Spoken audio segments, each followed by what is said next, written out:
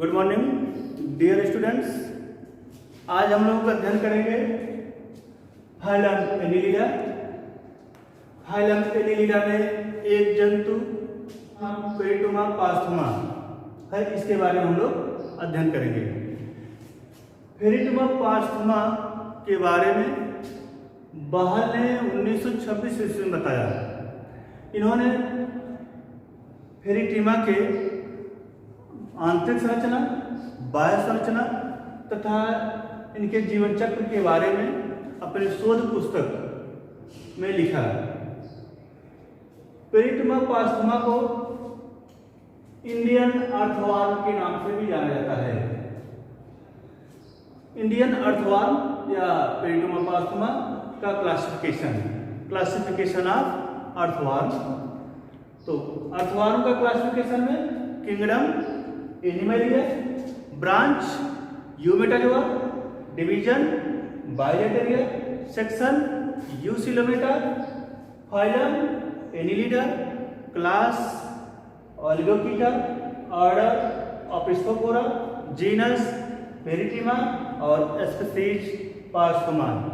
एक चीज ध्यान रखेंगे कि जब भी हम लोग जीनस और स्पीशीज लिखेंगे, इन दोनों के नीचे अंडरलाइन कर देते हैं, क्योंकि द्विनाम पद्धति में जो कैरोलस लिनियस के द्वारा दिया गया नियम के अनुसार कि जो जीनस और स्पीशीज होती है, इसके नीचे अगर हाथ से लिखा रहता है तो अंडरलाइन कर देते हैं, और जीनस का फर्स्ट लेटर कैपिटल और स्पीशीज का फर्स्ट लेटर स्मॉल में लिखते हैं। यदि छपाई के रहते हैं तो ये इटालियन भाषा में लिखे रहते हैं। अर्थवर्म का हैबिट और हैबिटाट क्या है? जो अर्थवर्म है यह विश्वव्यापी है, यह संसार में हर स्थानों पर पाया जाता है, परंतु इसका जन्म स्थान दक्षिण पूर्व एशिया, चीन, मलाय और जापान बताया जाता है। परंतु मनुष्य अपनी सुविधा के अनुसार, अपनी आवश्यकता के अनुसार विभिन्न रूपों में, जैसे कोकून के फॉर्मेशन में, या छोटे केचुए के रूप में, या बड़े केचुए के रूप में, अपनी आवश्यकता के अनुसार संसार भर में फैला दिए। जो केचुआ है यह सुरंग बना करके, नम मिट्टी में सुरंग बना करके लगभग 8 से 10 फीट के नीचे तक चला जाता है। जब बहुत अधिक ठंडक या बहुत अधिक गर्मी पड़ती है तो उस समय केचुआ 8 से 10 फीट के नीचे गहराई में चला जाता है। जब बारिश होती है, बारिश के समय में, बरसात के मौसम में, यह जमीन सुरंग से बाहर निकल करके पृथ्वी पर आ जाता है, पृथ्वी की सतह पर आ जाता है, और पृथ्वी की सतह पर आने के बाद यह प्रजनन क्रिया संपन्न करता है। यह मिट्टी और मिट्टी में पाए जाने वाले विभिन्न प्रकार के कार्बनिक पदार्थों का सेवन करता है। यह कार्बनिक पदार्थ केचुए के आहार नाल में डाइजेस्ट हो जाता है, पच जाता है, और वेस्ट प्रोडक्ट के रूप में कास्टिंग या पूरिस के रूप में बाहर निकालता है। जो पूरिस या कास्टिंग होता है यह भुरभुरी वायु में होती है, और इसमें ह्यूमस की मात्रा भी पाई जाती है। संसार में केचुए की बहुत सारी प्रजातियां पाई जाती हैं, बहुत सारे वंश पाए जाते हैं। भारत में कुल 40 वंश पाए जाते हैं। इस 40 जीनस भारत में उपस्थित हैं, और उत्तर प्रदेश में भी कई जीनस पाए जाते हैं, लेकिन इसमें से 2 मुख्य जीनस हैं, पेरिटोमा और यूटाइफियस, भारत में ज्यादा मात्रा में पाया जाता है। पेरिटोमा नम मिट्टी को खाने के कारण इसका नाम अर्थवर्म रखा गया है। नम मिट्टी खाने के कारण इसका नाम अर्थवर्म रखा गया, और यह मिट्टी को खा करके रास्ता बनाता है, इसीलिए इसे रास्ता खाने वाला जंतु भी कहा जाता है।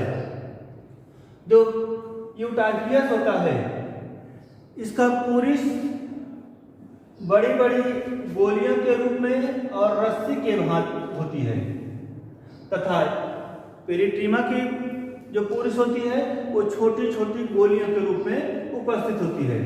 जो यूटाइफियस है या मृदा में कम गहराई तक जाता है। जैसे ही हल्की से बारिश होती है तुरंत यह सुरंग से बाहर निकल आता है। इसलिए यूटार्पियस को रेन वार्म या वर्षा कृमि के नाम से भी जाना जाता है। हम लोग अगले टॉपिक में पढ़ेंगे अर्थवार्म का एक्सटर्नल मॉर्फोलॉजी। केचुए के बाह्य संरचना के बारे में अध्ययन करेंगे।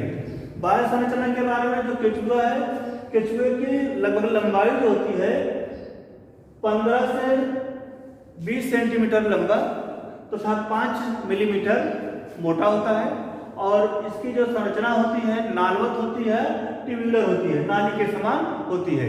और इसका जो आहार नाल होता है, आहार नाल इसकी बहुत चिकनी परत होती है, चिकनी होती है, चिपचिपी होती है और इसके अंदर एक काला काला भाग दिखाई पड़ता है, यह इसका आहार नाल होती है। यह नाल के अंदर नाल जैसी संरचनाएं दिखाई पड़ती हैं और इसका जो कलर होता है हल्का भूरा या काला होता है। जो हल्का भूरा या काला मुख्य रूप से एक पदार्थ पाया जाता है पोरफायरिन।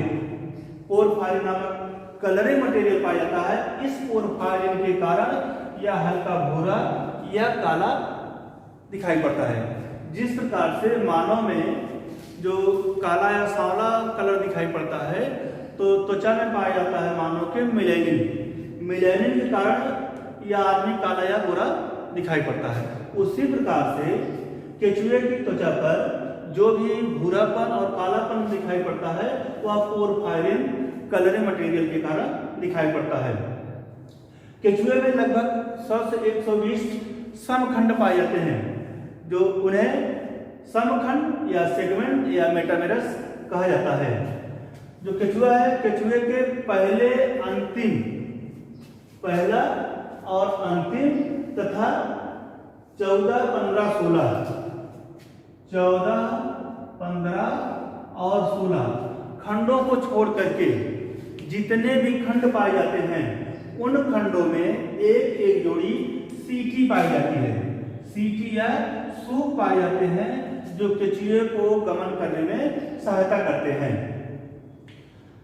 12-13 खंड से लेकर के अंतिम 5 खंड को छोड़ करके डार्सल पोर पाए जाते हैं, पृष्ठ छिद्र पाए जाते हैं।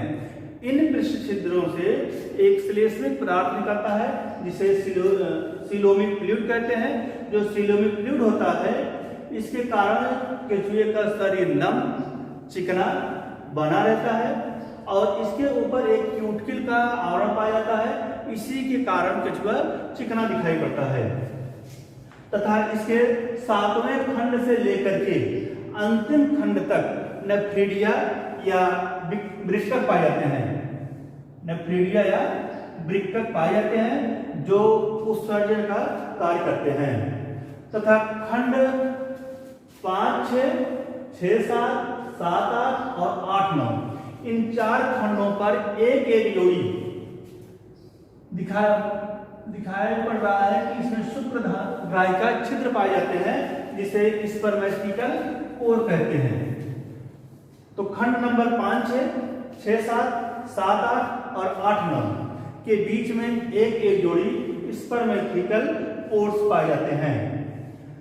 जो 14, 15, 16 जो खंड होता है यह खंड केचुए के अन्य भागों से अलग होता है या एक पेटी के समान संरचना बनाए रखता है। इस खंड को कहा जाता है क्लाइटेलम और इसी क्लाइटेलम में कोकून का फॉर्मेशन होता है। और 14, 15, 16 के इन खंडों में खंड नंबर 14 में एक फीमेल जेनाइटल पोर पाया जाता है। मादा जनन छिद्र या फीमेल जेनाइटल पोर उपस्थित होता है तथा खंड नंबर 18 में एक जोड़ी नर जनन छिद्र या मेल जेनाइटल पोर उपस्थित होता है तथा खंड नंबर 17 और 19 में एक एक जोड़ी जनन अंकुर पाए जाते हैं। यह जनन अंकुर कपुलेशन की क्रिया में सहायता करते हैं तथा इसका अंतिम भाग केंचुआ का गुदा के द्वारा बाहर होता है।